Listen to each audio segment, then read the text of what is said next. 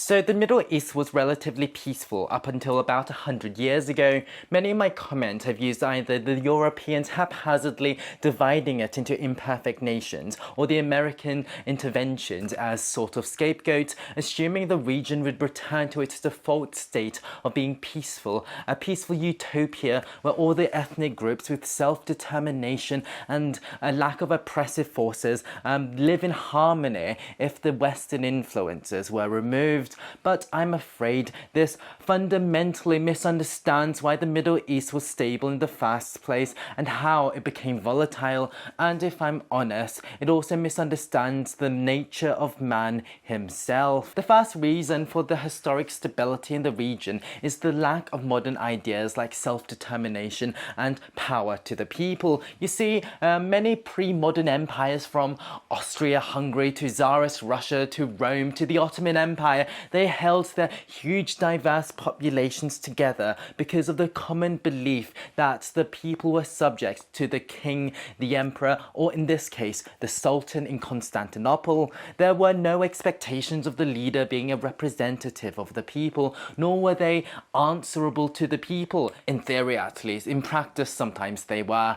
For everyone understood they served the leader, and in return the emperor would offer stability and relative local autonomy. I mean, it's such a huge diverse empire, it would be physically impossible for these great emperors to be totalitarian and try and rule their subjects directly. So usually they just allowed the various populations to just rule themselves, just as long as if they paid their taxes and swore allegiance to the emperor. It's because of relatively loose central control that the different subjects could have different legal and taxation systems, and very different people could live side by side in relative peace.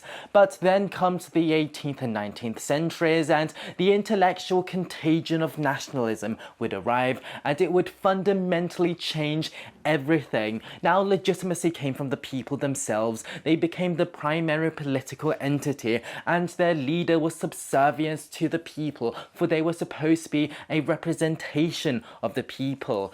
The world was truly upside down, and if this wasn't destabilizing enough, ideas of ethnic and racial cultural identities and purity came to the forefront of everyone's understanding of themselves. People started seeing themselves foremost as, for example, a Turk, a Greek, an Arab. With these two aspects of nationalism combined, you could then see people starting to believe that Greece should be ruled by the Greeks and only for the Greeks, Turkey for the Turks, Germany for the Germans, etc. What does it mean to be Greek? Well, you need to be of the correct ethnicity, religion, language, and hence we saw a lot of standardization of lots of languages after nationalization, most notably I think in Greece, Germany, Italy. And you also need a shared sense of history, hence for example Greek people today focus on classical and Hellenistic eras like Athens, Sparta, Macedonia, and skip past the Byzantines and the Ottomans. And as a result, all these centuries-old multi-ethnic empires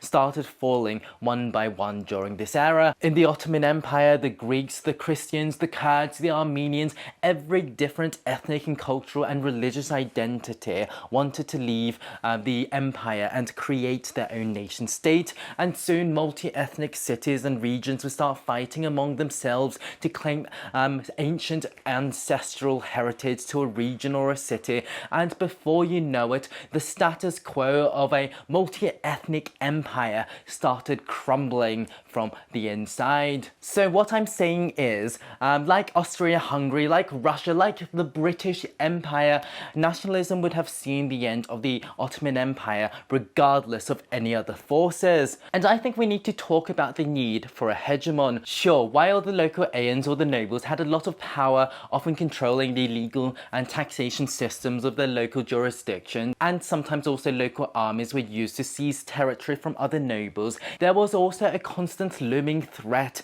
If you were to go rogue, the rest of the empire's resources could be called up by the Sultan to crush you. The risk was typically too much, and hence peace was created. We've seen this dynamic create stability throughout time and space. Ancient Greece Greece, for example, was famous for its warring city-states, and then Philip and Alexander became the hegemon, and obviously with their superior army, suddenly Greece became a lot more peaceful, and then Rome would make it properly peaceful. And also, why did these foreign hegemonies promote peace other than the obvious threat of being able to crush dissent? I think it's perhaps because of the people's tendency to prefer distant outsiders to mediate more personal disputes.